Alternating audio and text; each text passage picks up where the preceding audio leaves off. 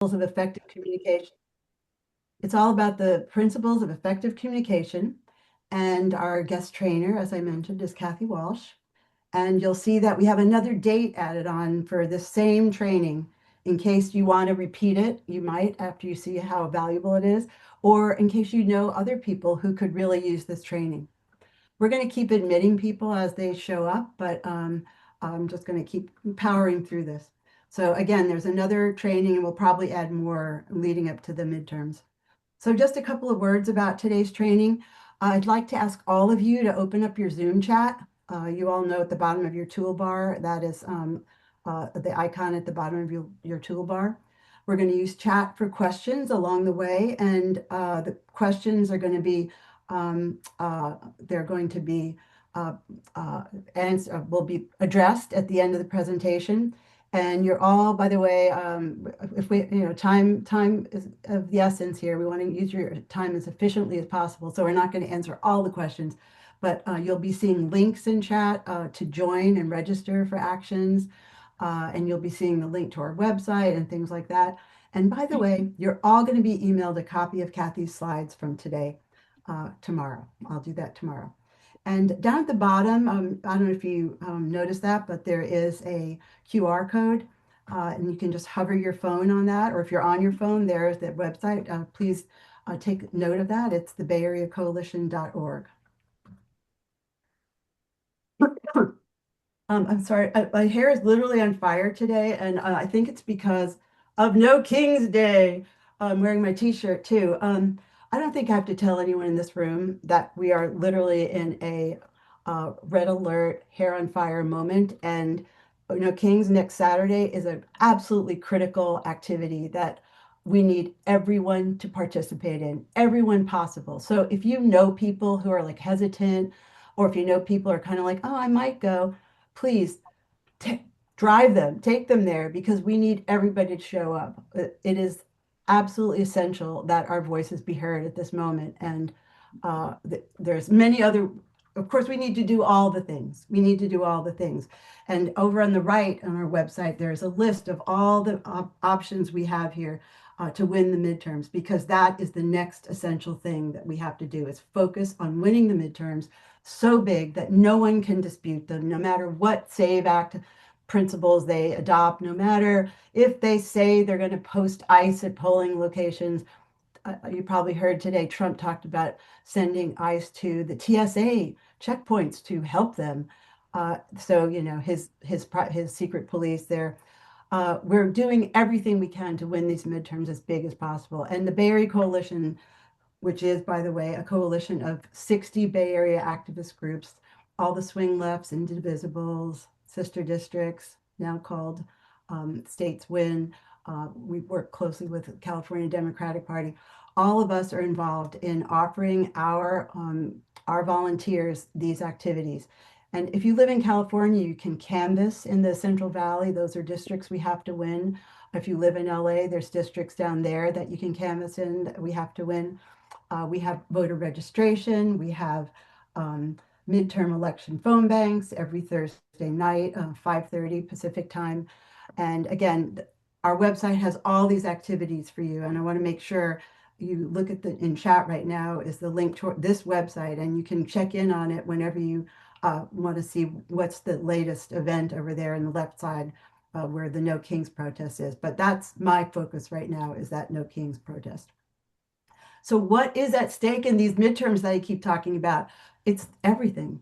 It's all the things that are being attacked right now by this lawless regime, including this catastrophic, illegal war that is wreaking havoc on our economy, that they're using as a cover to start drilling on the California coast and millions of other things, including the Epstein files, and of course, everything is at stake. So after the protests, I'd say second to that, to this week, in particular because of No King's Day next Saturday, is to get to work in the midterms. Please tell all your friends, your family, it's time to stand up.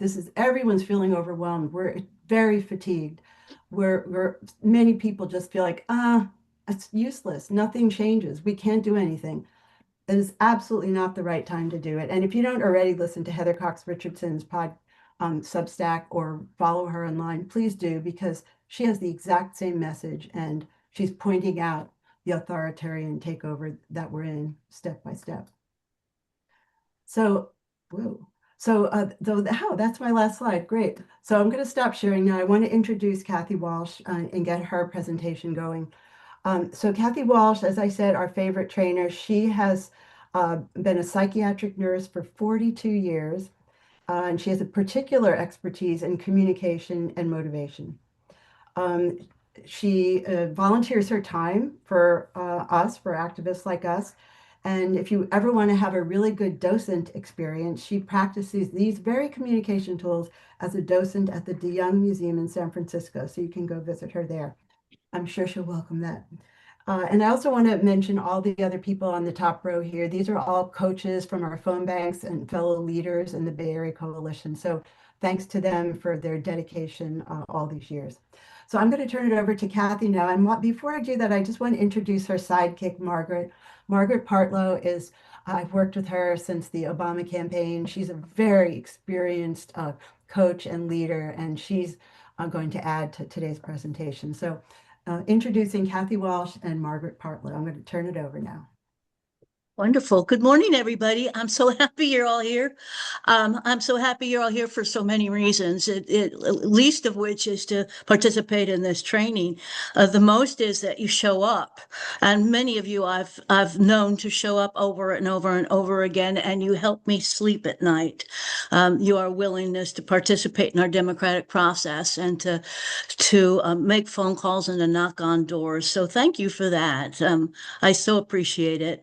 And thanks, Margaret, for joining me. Margaret could do this class. I'm not even sure why she comes anymore. She could do this class with her eyes closed. She's been so many times. You know, we started doing this communications class right after Trump was elected the first time. I put together a communications class then, and we've been doing it ever since. So people find it useful. There are tools, hopefully, that you will find useful, very practical. There is no rocket science in this next hour and a half. In fact, we've focused. Our first programs were 4-hour workshops in person. Those days are long gone. So we're squeezing that content into an hour and a half, and hopefully you will get some practical applications. The other thing I'll tell you is, as Susan said, I was a psychiatric nurse for 42 years, and I did a lot of different things and talked to a lot of different people, and there's no rocket science. This is not hard on one hand, and on the other hand, it's very hard.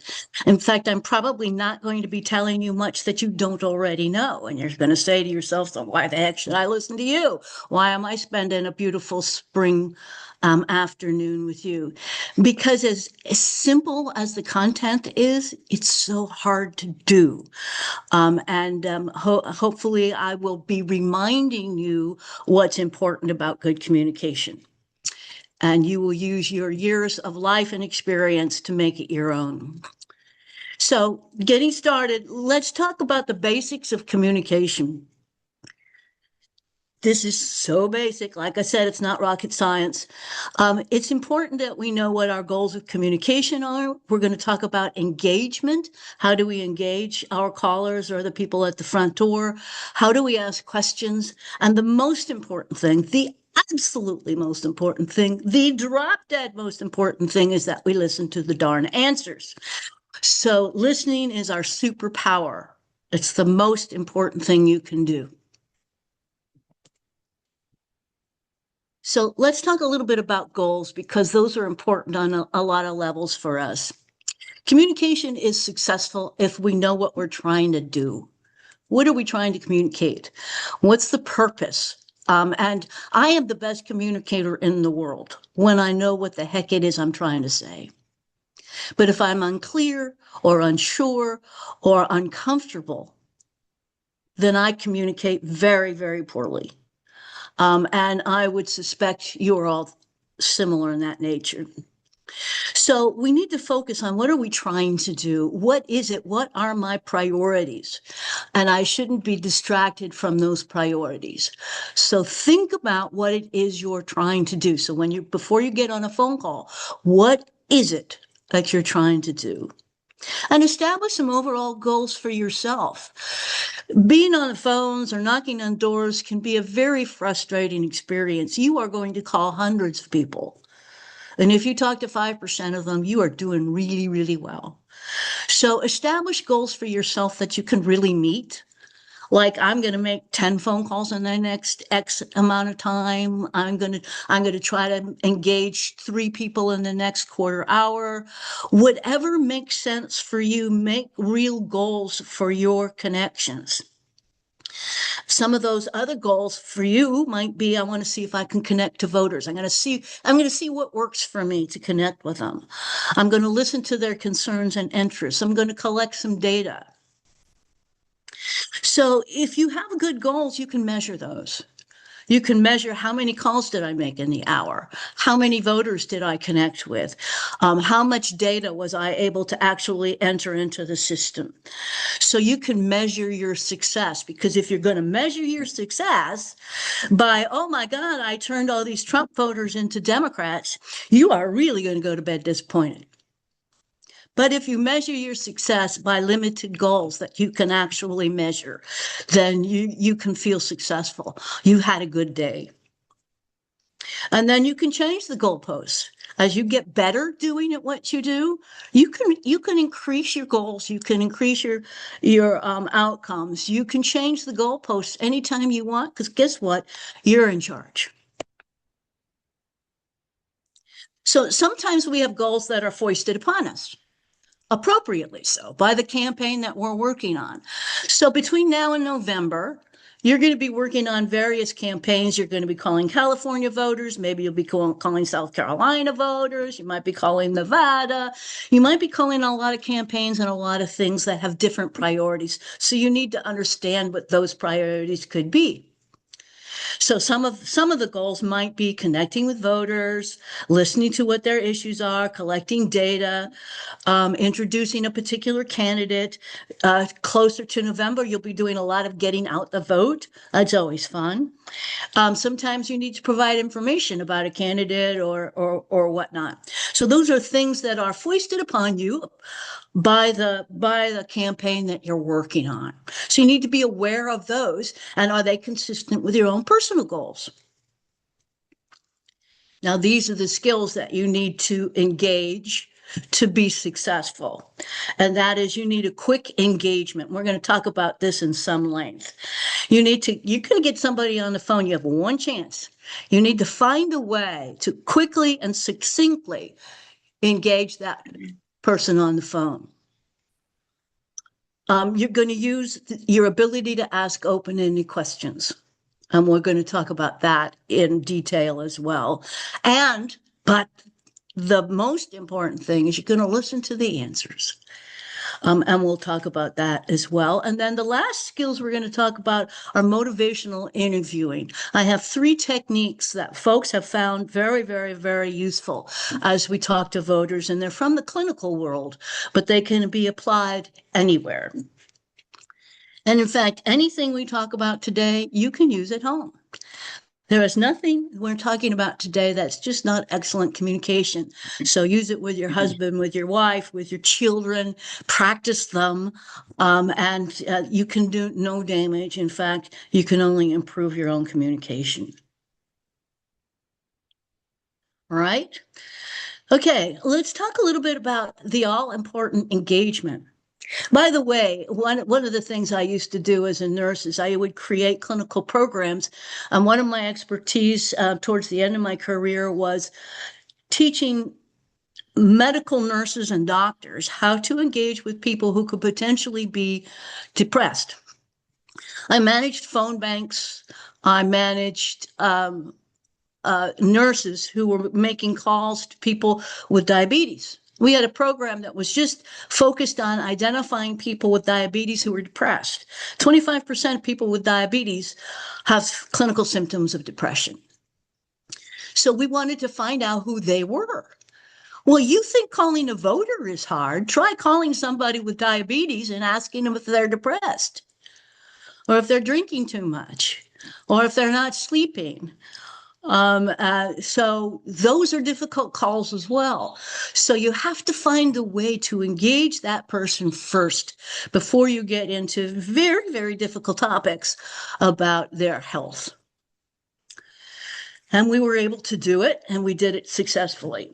So your elevator speech becomes really important. And I call it elevator speech. I'm sure many of you are familiar with that notion. You're going from the first floor to the third floor. You've got X amount of time to tell everybody in that elevator what's important, what you're going to do, what's going to happen in the next 2 minutes. So you have to think about your own elevator speech. If there are 75 of you, if there are 30, there are 31 people on this call, there will be 31 elevator speeches. It has to be yours. It has to be brief. You have but one chance. You have to know and have an explicit purpose. We need to share that. You need to list the expectations of the target and yourself. And you include, there has to be what's in it for them.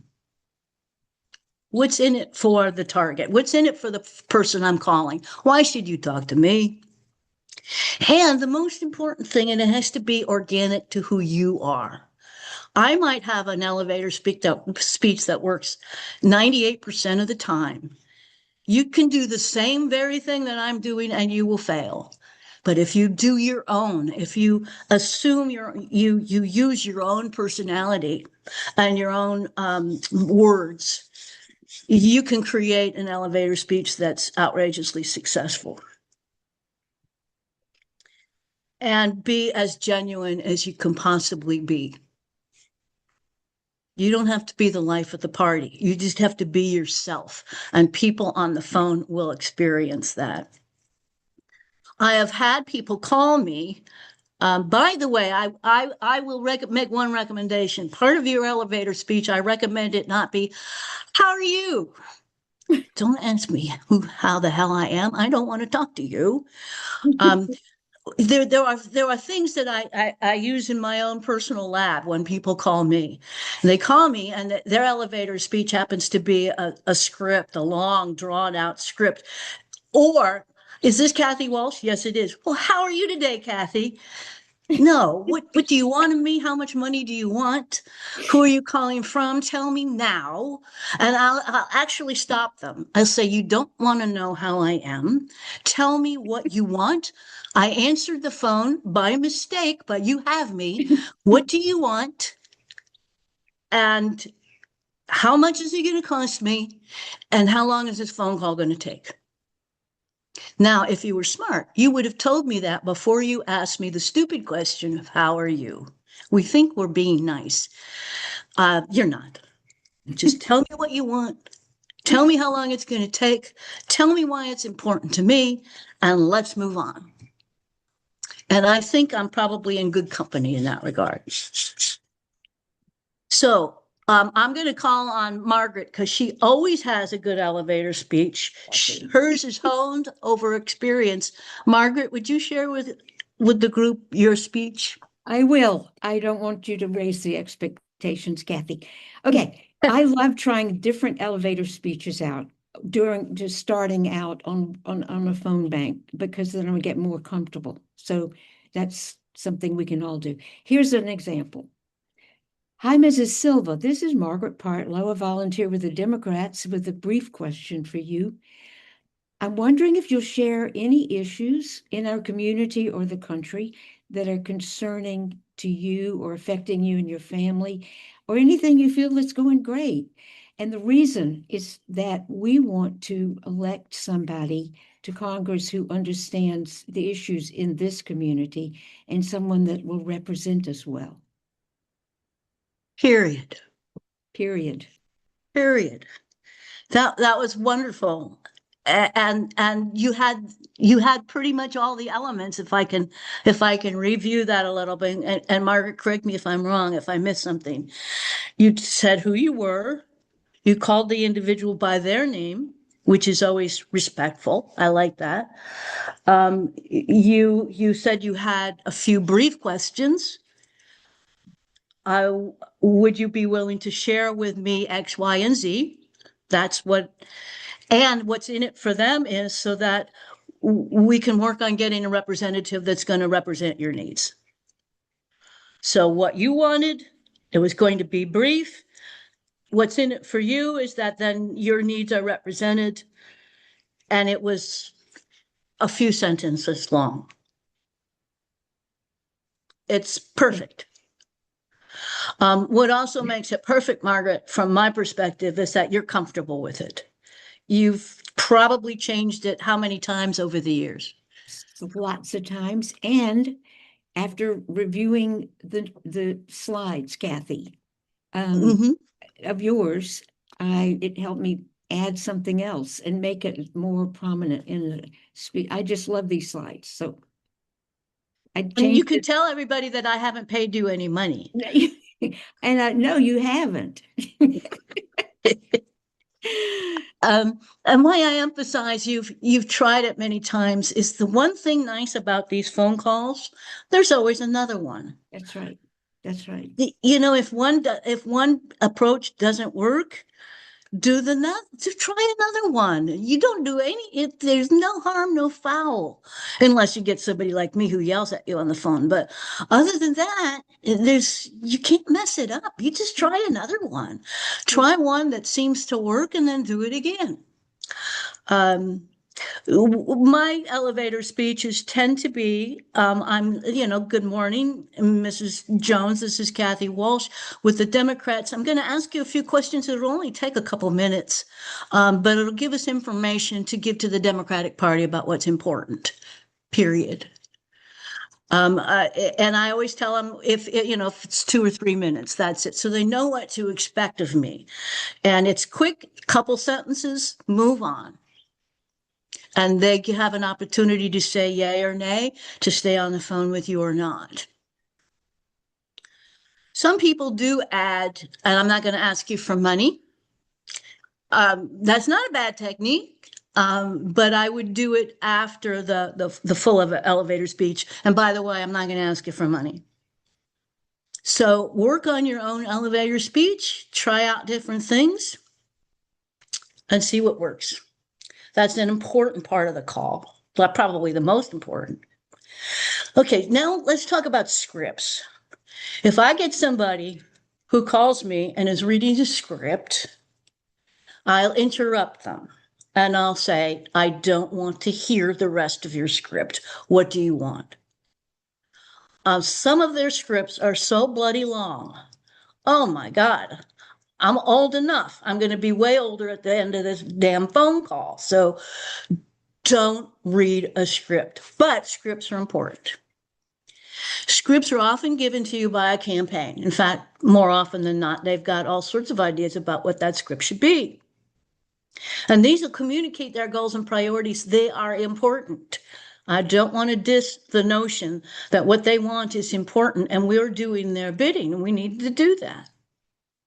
But given that, we also have to customize those scripts to be ours. It has to be organic. Some of those scripts that I've received, I don't talk like that. And if I tried to talk like that, I would come off very disingenuous. And even on a 2-minute phone call, people can tell if you're not being genuine. So it has to be organic. You can make the script your own, and you can still comply with the priorities. So you have to figure out, how can I make this script something useful, organic to me, and make sure I understand what the priorities of the campaign are so that I can be true to them and give them the information that they need. Never read it. Please don't read a script. And don't let the computer system keep you from connecting with a human being. And I know some of you are more comfortable with computer systems than others. So if you need a moment to go through the computer system and enter the data, talk to the individual, jot down their answers, and go back to the computer system and put the data in and enter it. Don't let the computer manage your connecting with a human being. Some of you can do that. You can stay on the computer. You know, those of you who've done this a million times, you know, those computer systems you're very facile with them, and you can still connect. So measure yourself what makes the most sense, but please don't let that computer get in your way of connecting with a human being on a human level. You might give some thoughts to prioritizing some of the goals, because sometimes the campaigns can be a little bit, shall we say, ambitious as to what they want you to do. And sometimes, you know, geez, why don't you just ask me to recite the Magna Carta while I have this person on the phone? It just doesn't work from a human communications perspective. This is an actual script, and it's not actually a bad one, but it's not mine. And there is no way I am going to read this information. I'm a volunteer. We're talking to people in the community to hear what issues are important to you. We also want to hear what you think of Congress is handling your problems. There's a lot going on in our country today. What issues are on your mind? So it's not a terrible, terrible one, but it's not who I am. So it's not going to be very successful. It's also, as most scripts are, way, way, way, way too long. So what do? I figure out what were the priorities, what are the goals of this campaign. We want them to find out what issues are on their mind. We want them to see if they know what about the changes in the congressional districts and who their congressman is now. And we want them, well, I'll show you. This is what I've taken from that script. What are the goals? To generate a list of voter issues and priorities. That's their priority. That's great. I can do that. Tell me, what are your top 3 hot topics? Things that you want your congressperson to know. Period. Make sure that the voter is aware of redistricting and the upcoming election. I mean, we know we're holding our breath till the election. There's a lot of people out there that don't even know there's an election. So we want to make sure that they're aware of it. So instead of saying, are you aware of the next election? Which means you're either really, don't do that. I'm not sure how aware you are of the recent redistricting and its impact on your representative. So they may know. So we just pause and let them tell me, oh, I know all about him and I don't like what's going on. Or, yeah, I think he's great. And then the third goal is to engage voters in this election. Let them note that there is an election and they are an integral part of that. So on a scale from 1 to 10, how happy are you with Valdeo and his work in Congress? I like to do, and we're going to talk about scaling later, but when I'm asking, you'll notice my first question, what are your top 3 topics? What's your hot topics? What are the top 3? What are the top 5? I don't care how many you want to list. I like to give people numbers on a scale from 1 to 10. What's the number 1 priority? What are your top 3 topics? That forces them to think in a very cognitive way. And so you might use that in your scripts as well. So with that long, long script, we had these 3 goals. You take those goals, you take them seriously, and make them your own and personalize that script. And don't make a phone call until you've done that. And Kathy, can I just add, those are the 3 questions that people would have to answer also to move on in their calls. And that's the data the campaign wants. Okay, so in the computer system, in other words, Susan, these issues will come up that they have to fill out. And you will. You will either, if you're facile with the system, you do it right then. If you're less facile, jot down the answers so that you can fill in the computer later. Okay? So that's elevator speech and scripts. Now, let's move on to asking questions. Asking questions is a really important thing that we do. And many of our questions that we asked are closed-ended. They require a very limited reply, yes or no, chocolate or vanilla, whatever. Are you a registered Democrat? Are you intending to vote on Tuesday? Those are important questions. And there's nothing wrong with them. It gives us data. It gives us clear, concise, limited data. Are you a registered Democrat? Yes or no? Those are fine questions. However, when you ask open-ended, closed-ended questions, no, you're going to get very limited response, suggesting that you're not always really interested in what their real thoughts are about an issue. Now, open-ended questions, on the other hand, they communicate to the person we're chatting with our desire to understand their thinking, not to check a box. It communicates a respect for the individual. I care about what your thoughts are.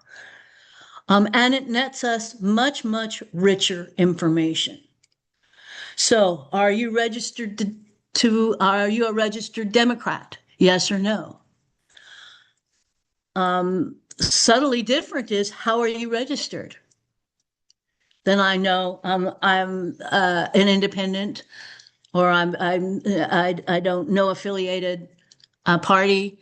I can tell you a little bit deeper information, but on a higher level, we can always ask open-ended questions about, tell me what concerns you the most. Oh, I'm going to get a lot of information from that. Might be not anything that I would have thought of. So I'm going to ask us to do a little exercise. Doing this on Zoom, I know, has limited interest, but I'll ask you to look at your screen and answer the questions each. Was this a closed-ended question? Was this a closed-ended question, close your fist, or an open-ended question? So I'm going to ask you a series of questions, and you tell me, is it closed or opened? So if I ask you, where did you grow up? Is that an open or closed question? I'm going to actually look at some of your faces. Is that open or closed? Where did you grow up? Well, let's see. What did I say? It's an open question. If I'd asked you, did you grow up? I'd say no. I haven't grown up, not yet. Let's not rush into anything. But it is an open, it's not getting us earth-shattering information, but it is an open-ended question. Would you care to answer a few questions? Is that an open or a closed question? Yes, that is a closed question. Would you care to answer a few questions? Compare that with, I'd like to ask you a few questions that should only take a couple minutes. How about, aren't you interested in climate change? Closed-ended questions. And Margaret, this is one of those things. Aren't you interested in climate change, comma, you idiot?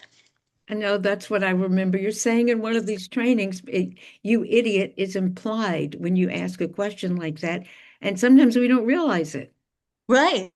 And that is more than just a closed-ended question. It's a leading question. I have the answer. I know what's important. I'm going to tell you my judgment about it. Aren't you interested in climate change? You idiot. So when you can put a comma and you idiot behind what you just said, you might want to rethink about how you say those things. How about, help me understand your concerns? Whoops. That's oh, I told you the answer, but that's pretty obvious. Help me understand your concerns. Help me understand. I use that a lot. Help me understand. Help me. I don't get it. Are you going to vote on Tuesday? That's a closed-ended question. It's a good question. It's a question we might not need to ask, but we just need to be thoughtful about the questions that we ask. And then the final one, is this an open or a closed question? It's a closed question. Gives us very, very limited information. We gave them, is this A or B? Is it A, B, or C? Those are closed-ended questions. They don't give us a lot of information. Okay. Now, a few notes about listening. I don't know about your life. I know that I can be a good listener when I decide to be. And when I decide not to be, I mean, people tell me things, la, la, la, whether I want to hear them or not sometimes. When I go on an airplane, I sometimes have to put a paper sack on my head because I don't want to listen. But listening is our superpower. And God gave us 2 ears and 1 mouth for a reason. Now, the challenge for us, because we are activists, because we believe strongly and passionately about things, we are not, as a rule, a good listening bunch. We have too much to say. And quite frankly, what we have to say has little value in our efforts. So listening, and you know, we think that we are supposed to make callers understand. We're supposed to give them the information. What we are supposed to do is listen to them. So we listen with presence. This is the hardest thing you have to do as well. We listen with patience. We listen with our eyes, our ears, and our heart. And we'll talk about that in a minute. And we listen, and this is the hardest. This is probably, as a group, this is the hardest thing we have to do. Listen with acceptance and non-judgment. So when somebody says, I don't want to vote because it doesn't make a damn bit of difference anyway, keep your mouth shut. You have all sorts of opinions about that and judgments about that. But this is not the time to air those. We listen with curiosity. I am wondering why. I'm really interested in what keeps you from voting. I want to listen with delight. What you have to say is interesting. And I want to listen to you without interrupting you. You all have people in your life, and some of you are those people, because I do this all the time. It's so hard not to do. We listen to somebody's story, and as we're listening to the story, we're thinking of our own story, and we're just waiting for an opening. Oh, yeah, that happened to me. These phone calls are not the place for your interrupting with your great stories, as great as they seem to be. And use encouragers. Remember, we're on the phone. This is nonverbal. Well, unless you're at a door, at somebody's door. But for the phone calls, you have to be verbal. You have to have verbal encouragers. Yes, I see. Really? Oh, okay. Go on. Oh, I get it. Tell me more. So this is your superpower. And it is, for something that seems so simple, I don't know. Think of your life and think of your circle of family and friends and try to think of the number of people in your circle that are really, really good listeners. And I venture to say, if you come up with more than 3 people, you have what I want to join your group.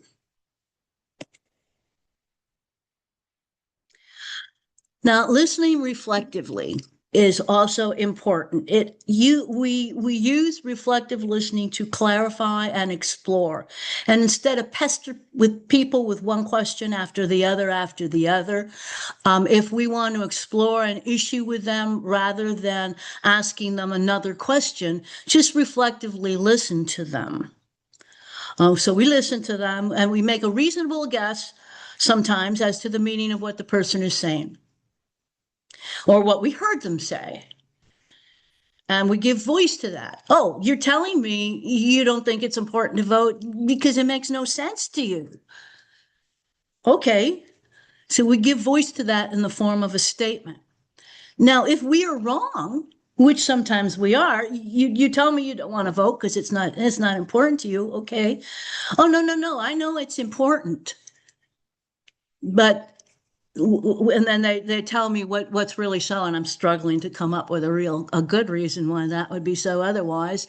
But I can't get to the polls, or I'm dyslexic and it's just too much trouble for me, or da da da da da da da. So they will clarify what they said and expand and expound on that rather. And then it requires empathy. As we listen to people, we imagine what it is that's going on for them. So listening reflectively is not always easy to do. Here are some things that we can do, some ways to open it, so you feel the candidates aren't providing any service for you. You were wondering if either of the candidates stood out as any different from one or the other, or it sounds like you just aren't interested in what we have to say. So you, et cetera, et cetera. There are ways to listen reflectively without repeating everything they said. One time I went to a therapist. She drove me crazy. I think I went to her once and never went back to her again. That's why I'm still crazy. She would reflect everything I said. And she did it in the same words. I'd say, well, my boss is driving me crazy. Well, I hear your boss is driving you crazy. I wanted to say, yeah, who just told you? You're depressed at work. You just can't get any energy to get anything done. So I hear you say you can't get anything done. Yes, I just told you. So there are effective reflective listening and less than effective reflective listening. And just because you're a PhD doesn't mean you're good at it, is all I have to say. So practice that. Practice these at home.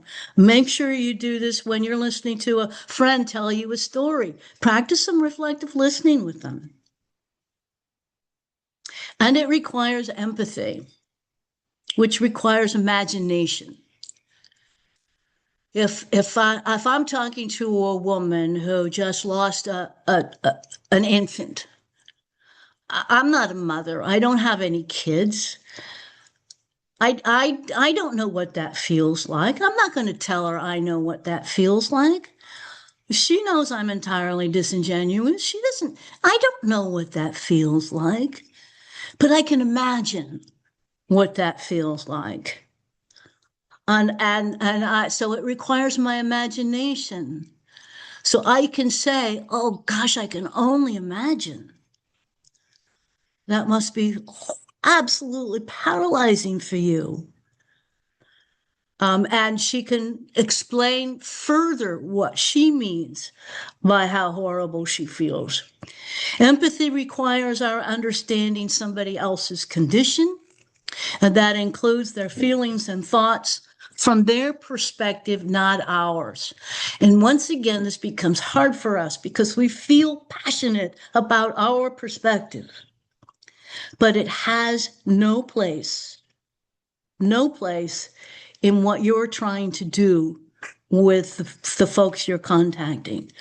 It has everything to do with motivating you to do this work. But know that you've got to leave your heart works to imagine what their life is like and what they're experiencing.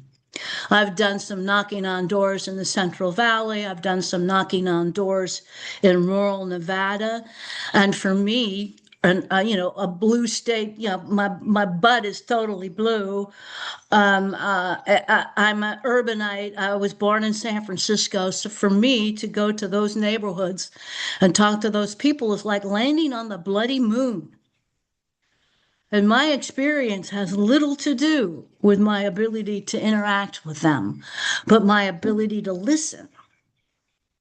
and hear what they're telling me, I can be as effective in rural Nevada as I can be in Novato, California. Now, if I were doing a 4-hour thing, we'd maybe talk a little bit more about empathy. And unfortunately, you are all mature human beings, as I see on your videos. I can't, if you don't know how to empathize, I don't think I can help you. We've got an empathizer in chief now that we know there is no way he is going to change his ability to empathize. But I just ask you, if you are capable of it, to please engage it when you're doing these calls. And if you're not, I don't know what to tell you. I remember once teaching a class to behavioral health experts. So these were folks with PhDs and masters in counseling. I was teaching them about, and we were talking about empathy. And I said, well, in that call, clearly that you had an opportunity to empathize and didn't use it. And the fellow says to me, I know how to empathize. I just didn't have time to. So I kind of took issue with his first statement, but there you have it. Like I said, PhD doesn't give you the wherewithal to do it well. And you just engage your imagination and you can do it well. Okay. I'm going to take a breath. We're doing pretty good on time. And I'm going to ask, I'm going to ask Corey. She's volunteered. Just a little quick illustration of what kind of information you get when you ask different kinds of questions or you use different kinds of responses. So, Corey, thank you, dear. You're welcome. I understand you've been on a trip, and we're not going to do the trip to Iran or Lebanon, right? Or Puerto Vallarta, where the Puerto cartel Vallarta. took over. Yeah. We're going to leave the drug cartels to their own devices. Huh? Moral of the story, don't travel with me. Anyway. Oh, okay. So let's ask the question every fifth grader gets asked in September. What did you do on your summer vacation? Tell me about you. So what did you do on your summer vacation? Well, last year I went to Croatia. Mm-hmm. And spent a couple of weeks in the country of Croatia, which was beautiful. We took the first part of it was a cruise, 7-day cruise on this really great. Did you go with your husband? No, because no. Okay, so you didn't go with your husband. Did you go with friends? Yes. Okay, good. And so I'm sorry, I interrupted you. You were saying you went on a cruise. What was your cruise line? It's a small cruise. The ship only takes 32 people max, and they have a lot of these boats out in Croatia because there's a lot of ability to go along the coast. And so I loved it because it was a small boat, and I met wonderful people from all over, mostly from the UK and from Australia, and some from Canada. Very few Americans, and it was really a great way to see Croatia. You know what? I don't know. What language do they speak in Croatia? Is there Croatian? Yes. Oh, okay. What does Croatian sound like? Oh, gosh, you would ask. I mean, is it Germanic? Is it more like Russia? Or does it sound like Polish? Yeah, I think that would be closer to Polish. And it's very difficult in some ways. What you see, like, for instance, people say Dubrovnik. They don't say Dubrovnik, they say Dubrovnik. Well, Sally Bowles says Dubrovnik, so we know how to say Dubrovnik from Cabaret. Yeah, right. That's the only thing I know about Croatia is from Cabaret. I'm going to stop us there. So clearly, we now know all about your Croatian vacation. Let's compare and contrast for a minute. And if you would jot down, like how many times I do an open-ended question and a reflective statement. So, Corey, tell me about your vacation. Well, it was absolutely wonderful because it combined the cruise ship experience for 7 days along the coast with then trips into inland to Kotor, as well as I went inland to the Plitvice National Park, which is beautiful, and then also explored the capital city of Zagreb. So, and then I ended it in the Istrian Peninsula, which was wonderful. I highly The which recommend. peninsula, honey? It's the Istrian Peninsula, which has changed countries' hands at least 5 or 6 Oh times. my, how It fascinating. is. The history is Yeah, amazing. yeah. So you went all over. You really covered some territory, didn't Mhm. you? What was the best, if you had to name like the best thing, what I would it think be? I loved the cruise because it was a Uh-huh. small ship. Uh-huh. So it was intimate. Yes, and you got to Uh-huh. meet people and get to know people really well. And it was just a much more a cozier, more comfortable experience. It was casual. We didn't have to dress up for dinner, that kind Uh-huh. of thing. Uh-huh. Uh-huh. Who were your traveling companions? I only had one traveling companion, a friend that I had traveled with in Patagonia Uh-huh. years ago. Yeah. And she joined me for this particular trip. So, and then that was it. It was just the two of us. Uh-huh. Oh, that's lovely. And certainly experiences with a traveling companion, it can be tough, but you knew you could communicate with her apparently, huh? Yes. Yeah. Yeah, it's nice. Um, I'd love to hear, and I could ask you now a million more questions about that because I'd love to hear about the places that you went to. But now I know what they are. I've got a list of all the places that you went to, and we could talk about them in more detail. Did you, but thank you. I think I think that's sufficiently illustrative, I hope. Thanks, Corey. Sure thing. So I hope you got the difference between the two interviews. One was I was more interested in asking my questions. In the first one, I interrupted. She was telling me a grand story and I couldn't listen to it. I actually interrupted her. And I asked her a lot of closed-ended questions. Hopefully, you noted in the second version that I was asking some more open-ended questions. I gave her time to fully answer those questions. I reflected on some of the answers, and that allowed her to speak further and to elucidate what she was talking about. So hopefully that made sense. And note that you can, once again, practice this at home. How was your day, honey? Listen to the answer. It sounds like it was a bear. What was the best part? What was the worst part? All those questions are useful. All right. Now we're going to get to some real practical tools that you can use on the phone or at the door. Some of the challenges we have, we're sometimes motivating voters to take action. Sometimes you'll have a list that you're calling of people who haven't voted in the last 20 years.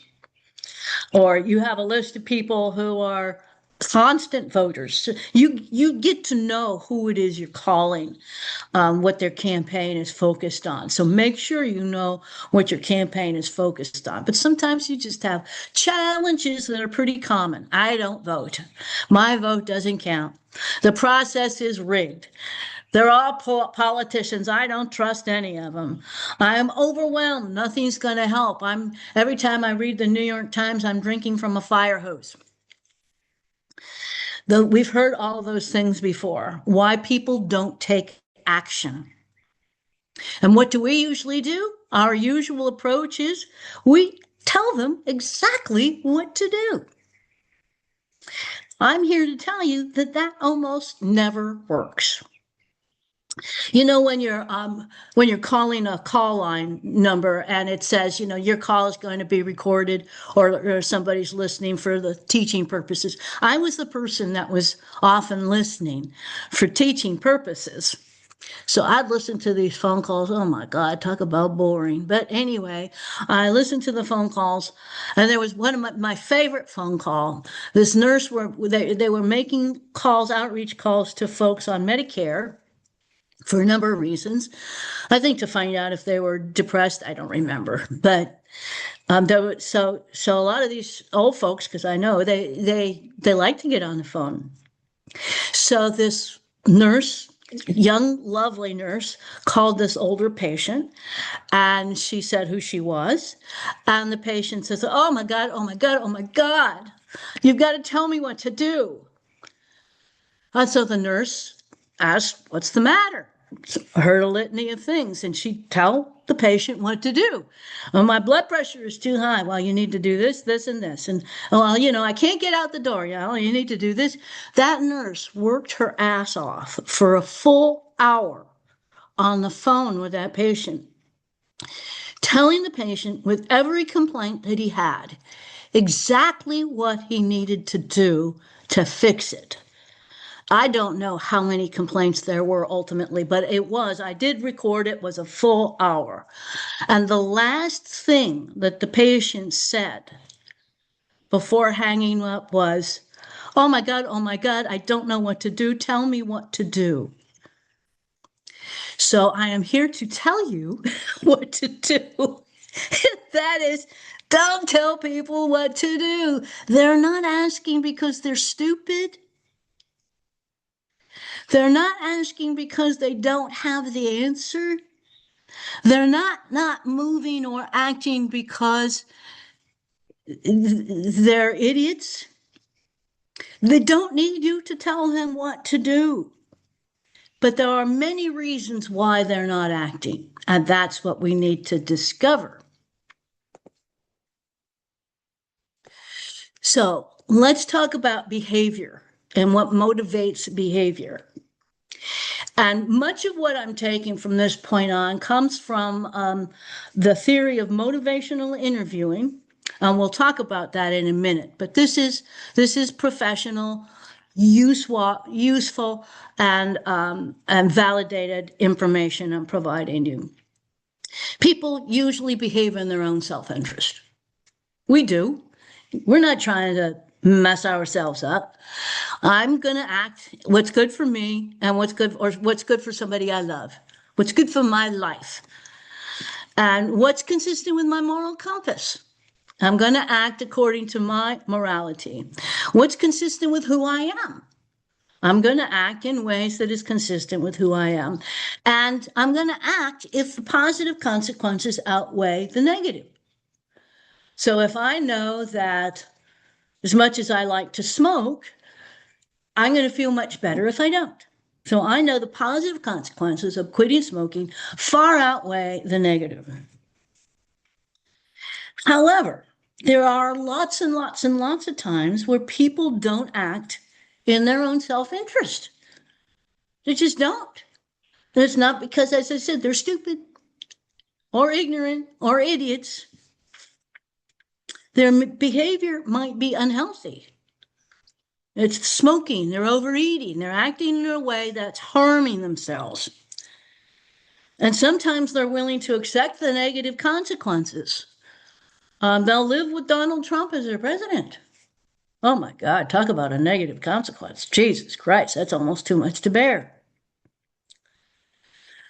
In fact, I was talking to a friend this morning at breakfast.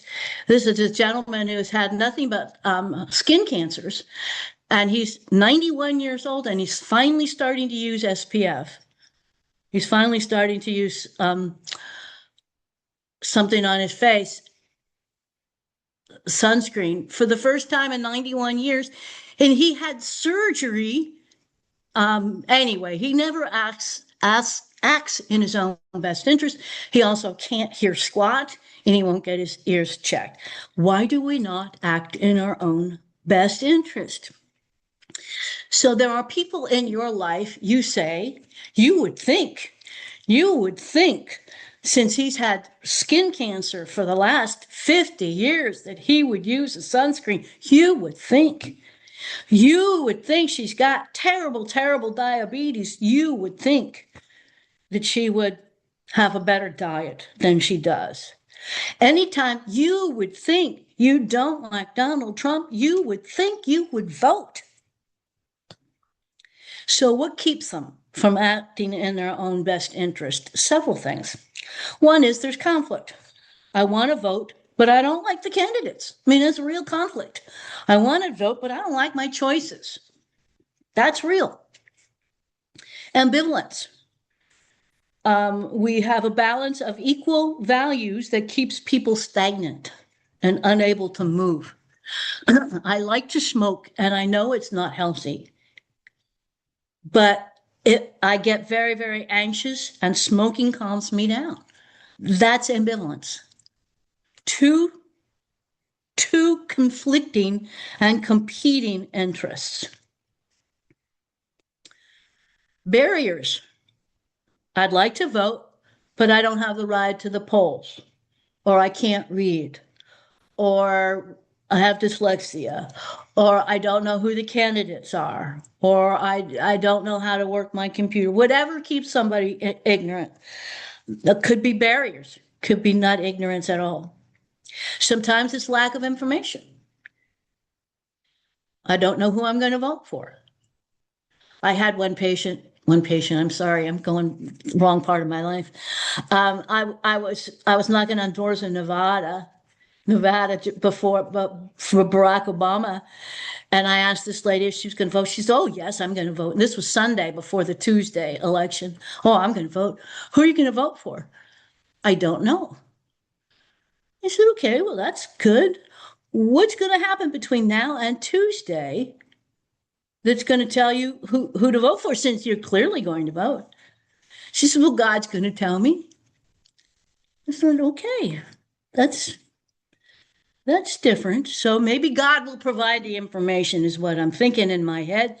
And what I ended up doing, I said, "Well, how do you know what is God going to do between now and Tuesday? How do you know when God talks to you?" I'm not sure I'd know. She says, "Well, I don't know, but he's going to send me a sign." I said, "Well, let's see. I just came here. I drove all the way in this storm from California to talk to you in Nevada. Do you think that might have been God?" And she said, "It probably was, now that you mention it." So you got to use what you can. But sometimes people don't act because they don't know. They don't have the information. And sometimes they're simply not ready or willing to change. Stages of change follow a predictable pattern. And part of what we're going to do is understand where somebody is in that stage of change and choose to engage them or not, because they're not going to change in our watch. Oh, God, I can't even spell motivation. Look at that. Behavioral motivation. Okay. So what motivates somebody to move? Let me just make another note about the stages of change. If somebody is at a very low level of potential change, they're not thinking about changing. They don't want to change. "You're not going to make me stop smoking. I like smoking. This is not going to happen. I will not waste my breath or my time and energy on them." If somebody loves Donald Trump and think he's doing a fantastic job, and I'm crazy to be even calling otherwise, I will give them, say, "Have a nice day. You go with God," and I will not engage them. They are at no level of change. They are not going to move. There's no wiggle room. Let them go. Have a nice day. Take the next phone call. Some people are at a middle stage where they're thinking about it, where they're wondering about it, where they're asking for information. There is some potential. There's some wiggle room. And those are the folks that we can engage fully and maybe make a difference with. So, behavioral change. What works when people try to change? When you have a habit or something in your life that you know you should change. So let's say you go to the doctor and your doctor says you have to lose weight. What works? Think about it. What works for you? So when the doctor says you really need to lose some weight, you need to go on a diet. Here's a reference for these doctors know all about diets. Here's a referral. How does that work? As opposed to maybe the doctor says, you know, your weight's getting up there and it's starting to impact your lipids and your cholesterol, and I'm starting to worry about you. Don't give me the answer. Just open up the conversation and talk to me like I'm a human being with a head. So what are your thoughts about it? Let's talk about it. That's way different than telling me what I should do and making a referral. So think about behavioral change in your life or your children's life or your husband's life. Think about the habit you've been trying to get your husband to change for the last 30 years. And think of what you've done to do that. I wish you'd stop drinking, Harry. You really need to stop drinking. You were drunk again last night, Harry. How does that work for you? How is it working? Let's take a note from Dr. Phil. How's that working for you? So think about behavior in your own life and in your children's life and what works and what doesn't work. And what can we do to not change somebody's behavior, but to make their behavior change more rapid? And that's where motivational interviewing comes in.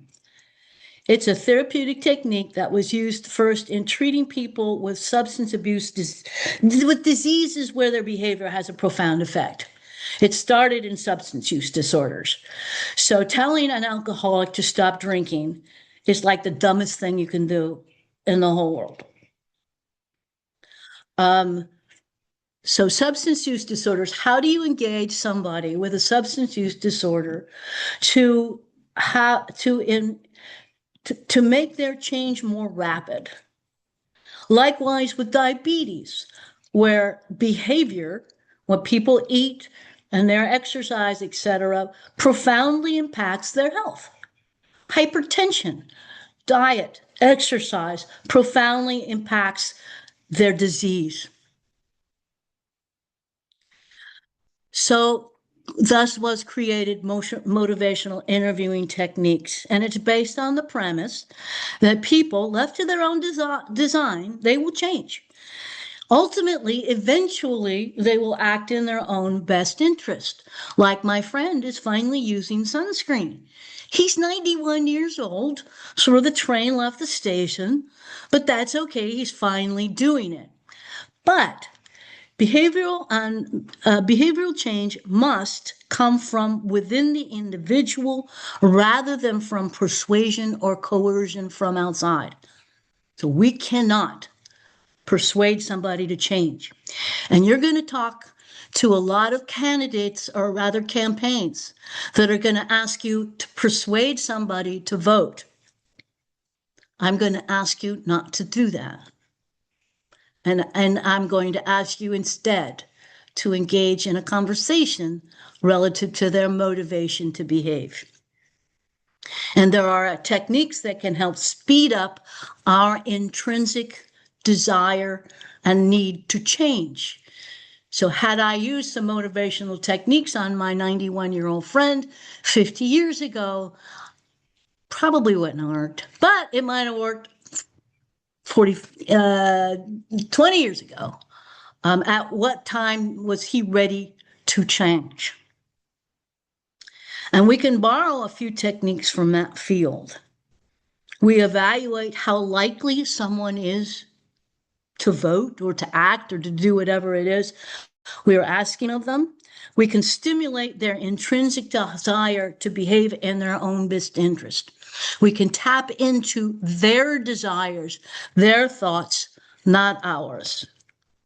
And there's 3 techniques I'm going to teach you today, just 3. One is scaling. On a scale from 1 to 5, how likely is it you are going to vote? Makes people think. Not, are you going to vote yes or no, but how likely, on a scale from 1 to 5, how likely are you going to vote? And then it opens up the question, begs the question, okay, it's a 3. Tell me, what makes it a 3? Listen openly and empathically to that answer. It's a rich question. It's a very rich question. Seek clarification. Use your reflective listening. Actively listen to the answer. What makes it a 3? That will tell us about the barriers, the prejudices, the information they may have or not have. It's going to answer, that answer is going to tell us all sorts of information. Now, the next thing I want you to do is what might move this from a 3 to a 5. So between now and election day, I understand why you're a 3. What might happen between now and then to move the needle to a 5? Nothing. Well, if that's the case, have a good day. But likely there is something. They're a 3. They're in the middle. They are not at the extremes. There is wiggle room here. Let's explore what the barriers are.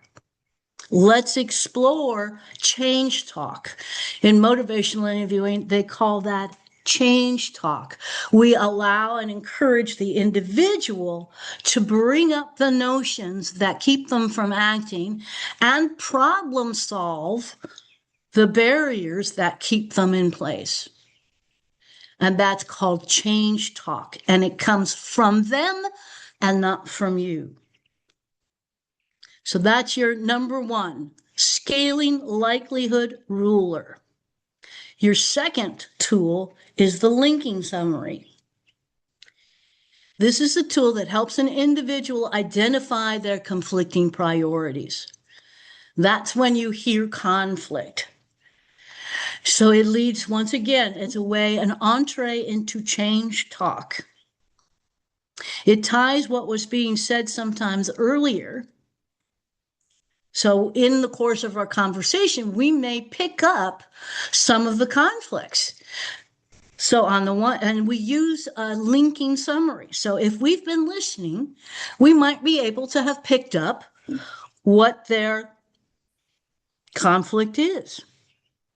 So on the one hand, you've told me you don't like things are the way they are going on in the government. And on the other hand, you're really busy at work and you just can't get away to vote. And it just doesn't seem to be a priority for you. That's conflict. Now, if we were to use but instead of and, on one hand, you don't like the way things are going, but you can't get away. That maintains the conflict. That maintains the ambivalent, and that supports no movement. If you simply change that but to an and, you open up the possibility that those 2 things can occur in the same universe. And the individual hears the conflict and might have the opportunity to realize, oh, I've got to get off the dime here. What am I going to do? My favorite patient was a very, very recalcitrant alcoholic whose wife was going to leave him if he didn't quit drinking. So you say to him, I understand you really like to drink. And you could actually see his shoulders go down. He didn't need to defend against his drinking. I get that you like to drink. And your wife is going to leave you if you don't quit. We've got a conundrum. Rather, you have a conundrum. So he can see, yes, I like to drink, and yes, my wife's going to leave me, and I love her. Had we used, you like to drink, but your wife is going to leave you, that encourages stability in that conflict. If you put the and there, they start thinking about, what am I going to do about this? Both of these things are true and even, and keeping me from moving. What am I going to do? Oh, I can choose to leave my wife, or I can choose to quit drinking. but it's up to me. This doesn't sound very powerful, but try it with your kids. Try it with your family, with your friends.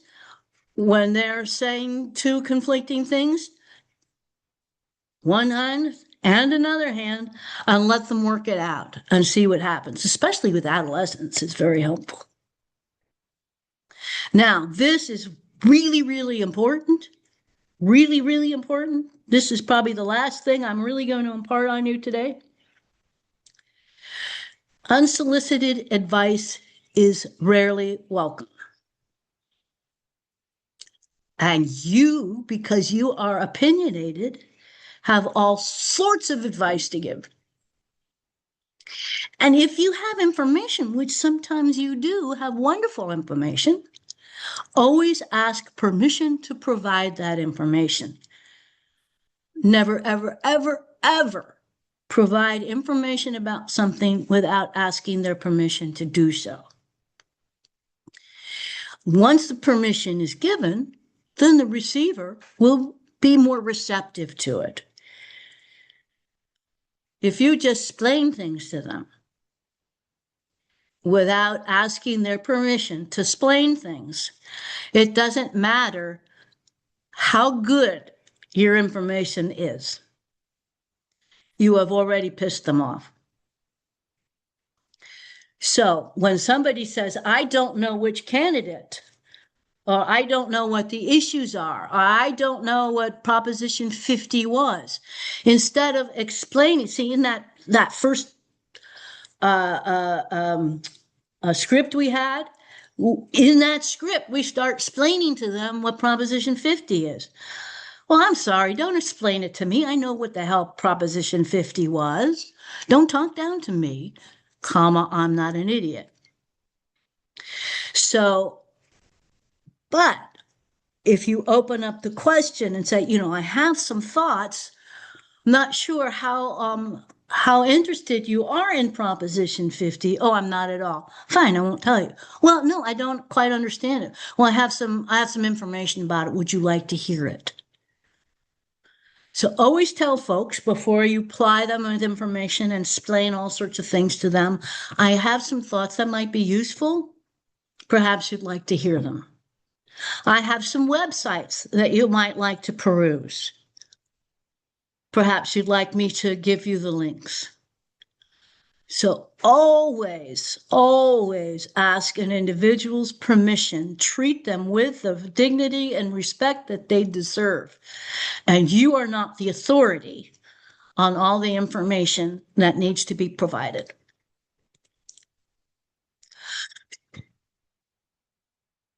So you have 3 techniques to use when it comes to behavior on a scale from 1 to 5.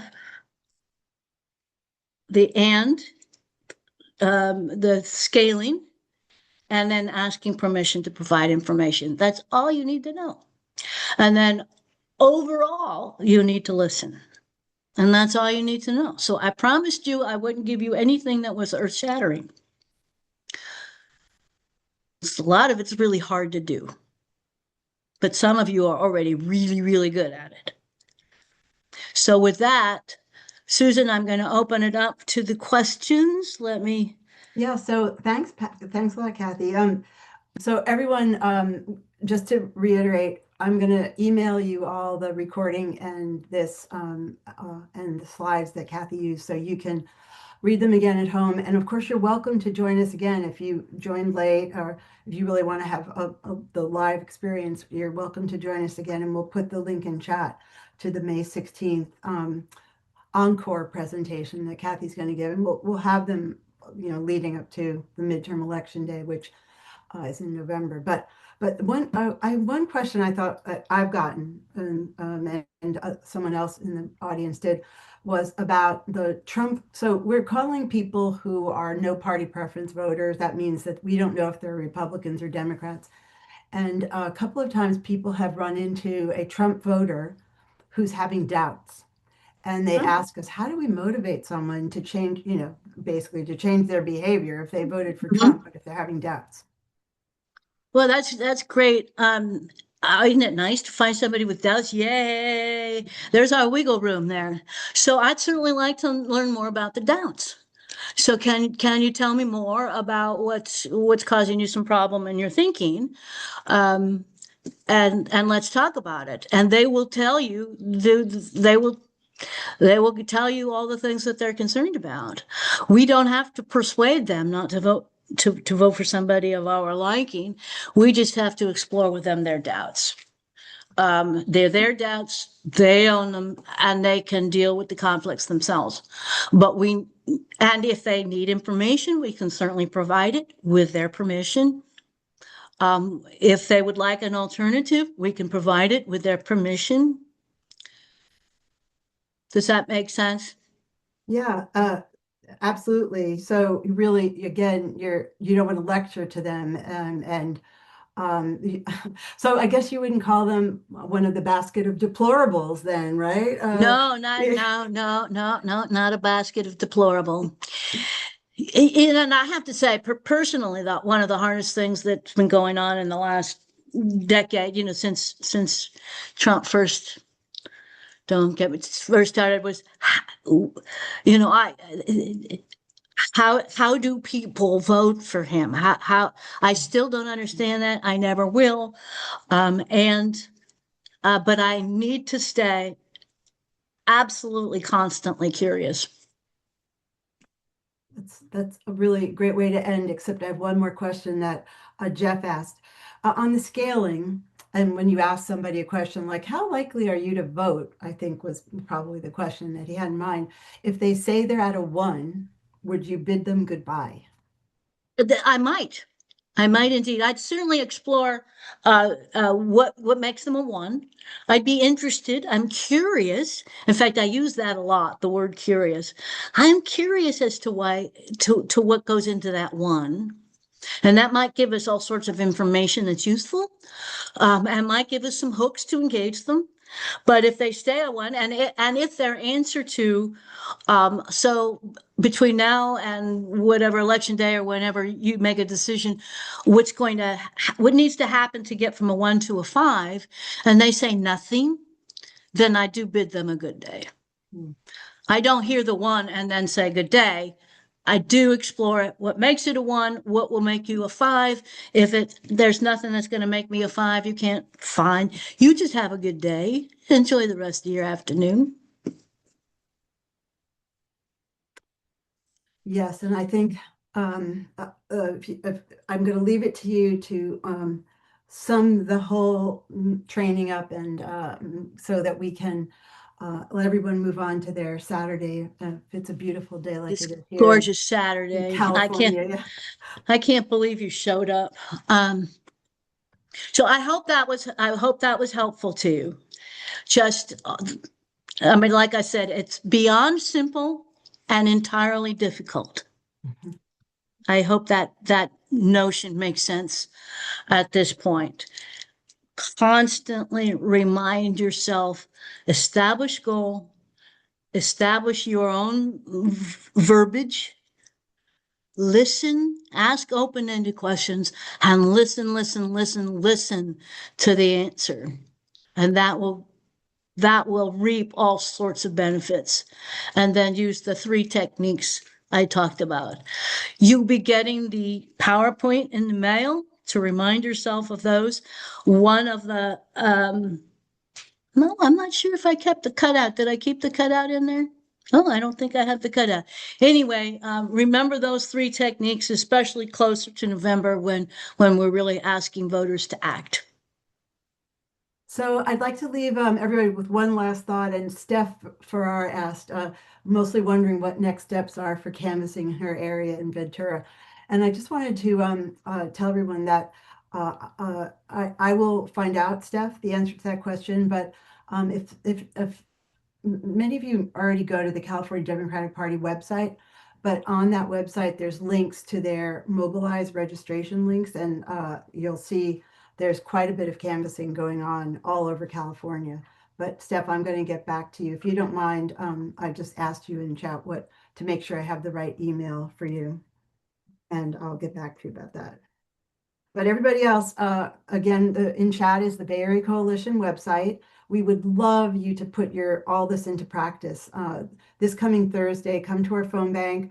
We're calling voters, many of whom we run into in the Central Valley who did vote for Trump and are reconsidering. So they're amazing conversations. We're using deep canvassing principles, which you learned today. Many of them. Active listening is the biggest principle of deep canvassing, and I think that would be what you would be trained on again in our phone bank. And we have all our experienced coaches who are up here in the top row, including Margaret and Corey and Celeste and Cindy, and all of you are welcome to join us. And again, that's this week we have 3 phone banks. Actually, you see that on the California Democratic Party website.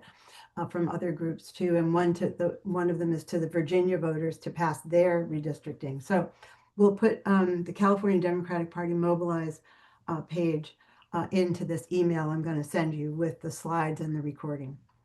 So it's just Kathi, this was exactly when we said we were going to end, and we try to always honor your time. So thank you for coming, and I really want to give Kathi a big round of applause because she's such an incredible resource to us. And So good. if you're interested in art, yeah, go visit her at the Young Museum. Ha ha, Kathi. She's trying to, I think she's actually working with the docents there to try to make them practice more of the active listening principle. So anyway, so thanks so much to everybody for coming. And Thank you. yeah, so LWVDV, can you put into chat your email, and I'll email you the info about Modesto canvassing, okay? Because I don't have your name because you have initials. If you don't mind, you can put it into private chat. I'm going to stick around and pick up anything from chat that we need. I'm not going to close the Zoom yet. Okay, Thank you everybody for using your Saturday and a first day of spring here. Take care. Thanks, Kathi. Thank you, everybody. See you next time. Oh, good. Oh, good.